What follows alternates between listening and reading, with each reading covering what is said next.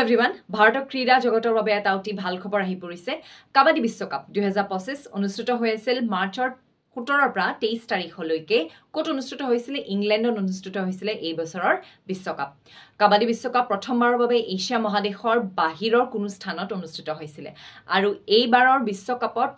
পুৰুষৰ আৰু মহিলাৰ দুয়োটা খিতাপ ভাৰতে দখল কৰিবলৈ সক্ষম হৈছে আৰু দুয়োটা ক্যাটেগৰীতে পুৰুষ আৰু মহিলা ক্যাটেগৰী দুয়োটাতে ইংলেণ্ডক ফাইনেল ম্যাচত দলকেইটাই হৰুৱাই প্লে এই খিতাপ দখল কৰিবলৈ সক্ষম হৈছে আমি সকলোৱে জানো যে কাবাডীত 12 জন খেলুৱৈ